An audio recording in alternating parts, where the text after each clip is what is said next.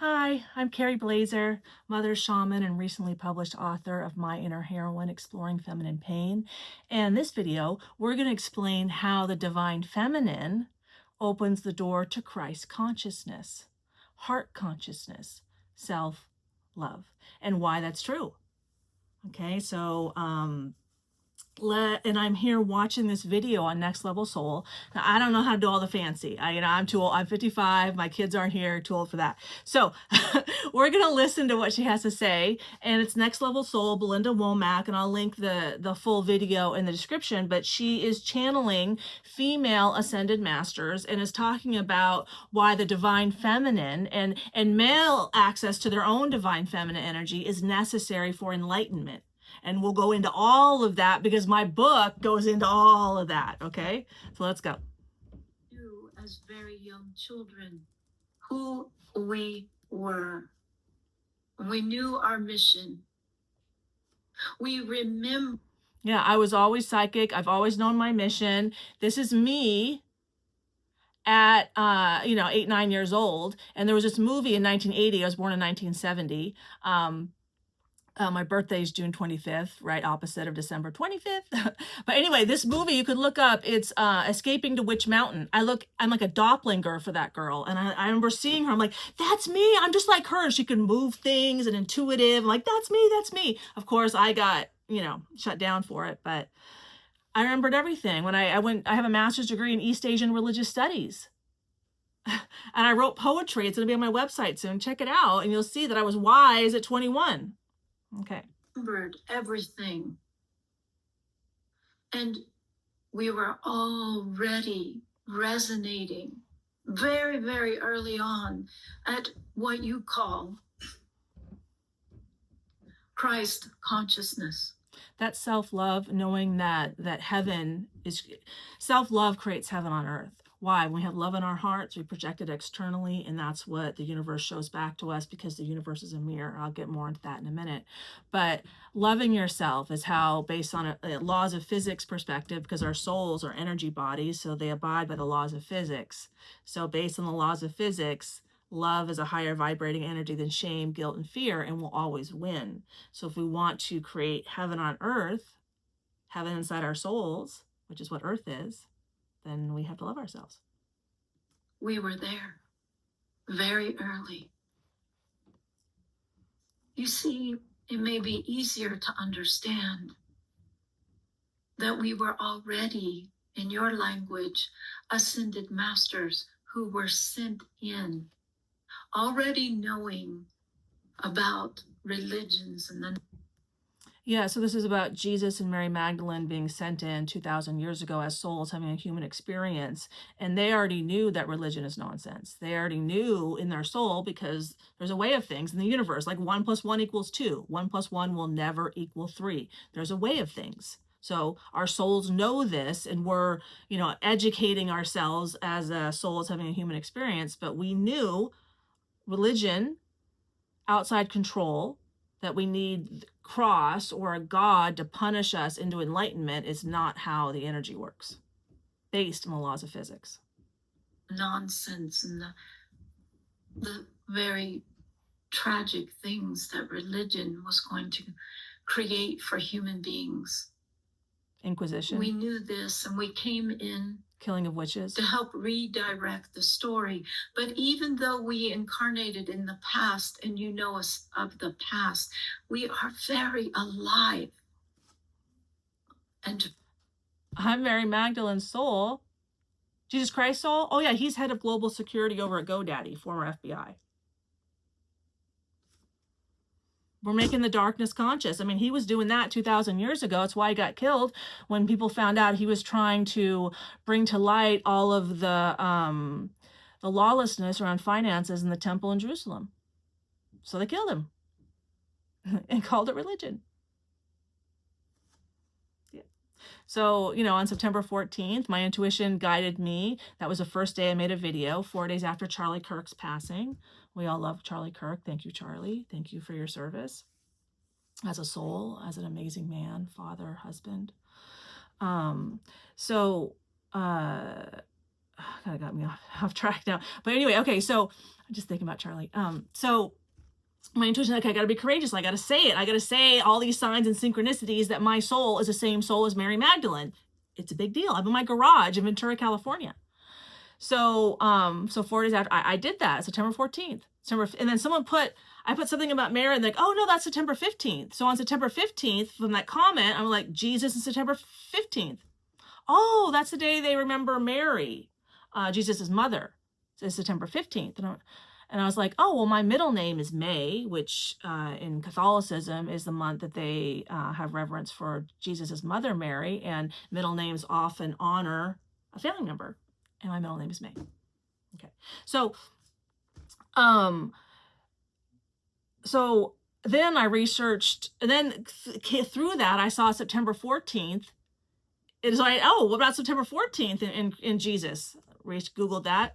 The exaltation of the Holy Cross, the day they celebrate that the cross is the only path to heaven. I was like, I beg to differ. Yeah, no, self-love is the only true path to heaven, because that's what creates the ability to experience enlightenment, which is an emotion. But I'll get into that in a minute. Present now. For yes, we are here to resurrect the divine feminine within all of humanity. We are here to help you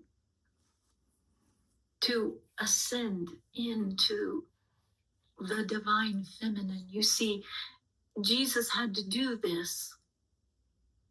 You cannot fully reach Christ consciousness. So Christ consciousness is loving yourself. I mean, I'm just going to generalize. It's a very general term. So women do inside work. Men do outside work. Hence, I have an innie, men have an outie. Inside my heart is inside work. That's feminine work. So he needed to have balance with the feminine for him to unveil all of his shamanic gifts, his healing gifts. Why? Because they reside in the feminine. If you think of the yin-yang symbol, men are white, women are black. You know, just the womb is inside and dark, it's the inside, you know, you can't see. And so men have 90% white, 10% black. That's their divine feminine. Women are 90% black, 10% white. That's their divine masculine. So during my healing journey, I attracted, 5 men into my life before going back to my original hero, JC. And, I had to unearth my divine feminine, because that's the self-reflection is feminine. Forgiveness, compassion, nurturing, all that inside work is feminine work that 2,000 years ago they put in the church. That's why divine feminine is so absolutely necessary. And enlightenment is an emotion, and women are the emotional center. Women's nervous systems are far more robust than men's nervous systems, because we are designed physiologically to channel life force energy. Hence, we have a womb and we give birth. But, men are more physically inclined. They can regulate their temperature 25% better than women can. They are physiologically designed to be outside. So women are physiologically designed to hear things, and men are physiologically designed to hear other things. So when you have a husband and wife sleeping in their bed, when the baby cries at night, who responds? Oh, the mother, inside work. They did research on this. Oh, when there's leaves rustling outside, who responds? Oh, wait, let me guess. We are physiologically designed for these roles, and we just weren't ready yet. We weren't ready for all this self-healing. In 2012, we entered the time of self-healing when the Mayan calendar cycle ended. So we've only been in self-healing for 13 years. So we're not late. No one's late. We just weren't ready yet. Okay? So enlightenment being an emotion is something that I had to learn. Okay? And this whole connecting to your soul is something I had to learn. As a Cherokee proverb, it's a dedication in my book. A woman's highest calling is to connect a man to his soul. Christ consciousness, your soul. Your soul is a microcosm of the macrocosm, the universe consciousness. So he can unite with source, what people call God. Source energy is feminine creation energy. Okay? Sex is source energy. The womb is like the black hole, that's source of all creation. then a man's highest calling is to protect a woman so she can walk the earth unharmed outside work. Women are inside, men are outside, okay? We can't just change it up. Right-brained activities create feminine hormones. Left-brained activities create testosterone. So when women on their left brain all day long, they're not processing their emotions, and they're repressing their emotions, and they become treacherous women, which is what we have right now. And let's talk a minute about Buddhism, okay? So I have my master's degree in East Asian religious studies. I lived in Chinese Buddhist monasteries. No one ever taught me that enlightenment is an emotion. And so how does it work? I think about, how it worked with me and my guys in my book, and I go into this. I was the emotional center, and they were once removed. So I had to heal something inside myself, and then they could heal something inside themselves. It all started with me. So, and I was connected to them. So my question is, if Buddhists, are celibate, they say they're celibate with women, but I know from my college degree at University of California at Santa Barbara, a very prestigious religious studies department, I studied with Professor Alan Gepard. Anyone that knows him will know what I'm talking about. Buddhist monk fuck little boys up the ass all the time. So this whole we're celibate bullshit, we saw the same thing in Catholicism, is bullshit. I'm not saying none of them are celibate. Of course they have celibate ones. They have some amazing monks. They do. But there's a lot of problems there because they're denying the dual nature of reality. They're denying reality, which is we're humans, we're sexual beings. That's how we heal. It's how we grow. It's how we connect. As souls, having a human experience is through sex. And women are the emotional center. So how are men going to claim an emotional accomplishment with no women around, so to speak? They got to get innocent somewhere. And you know what? I had no problem saying it. If you want to ask another person who's alive, ask Professor James Robson at Harvard. He was my teaching assistant under Professor Alan Gepard. Go look up his work. Go send him an email and ask him if this is true. Okay? So when we talk about emotional work, which is what enlightenment is as an emotion, it's an expression of the soul, and the soul expresses itself through emotion, evidenced by, Dr. David R. Hawkins in the Map of Consciousness. He was a doctor and a PhD. So you can look him up, Map of Consciousness, look it up.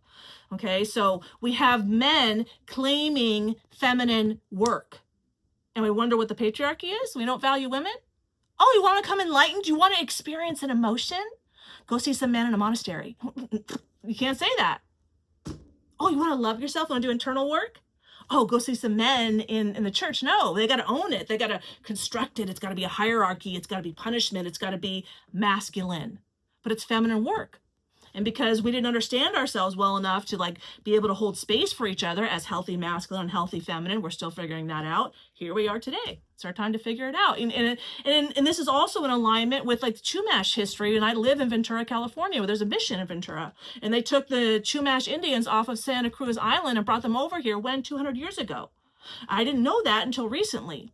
But last fall, a year ago, my intuition was telling me about the divine feminine, and I was, unveiling myself, and that the Chumash Indians have worked for 200 years to hold space and be ready for the return of the divine feminine, because they have an origin story. In the early 1820s, their Hutash, their divine feminine, brought all of the Chumash Indian Native Americans off of Santa Cruz Island onto the mainland, and then that's when the missionaries took them off Santa Cruz Island. And so anyway, there's a whole, you can read about that part of my story in the description too. There's a link to that as well. But yes, we need divine feminine. That's healthy emotional intimacy. Without healthy emotional intimacy is where mental health is created and sustained. Well, women have left the center and we're having a mental health crisis. And we wonder what the problem is. Well, women had to speak. We had to find our voice. And I found mine, and I'm speaking now. Level of understanding, compassion,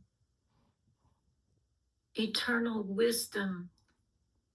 The only door that takes you there, the set of stairs, the elevator, is the divine feminine. So the elevator to the divine is the divine feminine, but Christianity says the only way to reach heaven is through the cross. See the difference? Would not have been who he is without us, who he is now. So I'm here to hold space for the divine feminine and show myself what I'm capable of, and show women what they're capable of, and show everyone that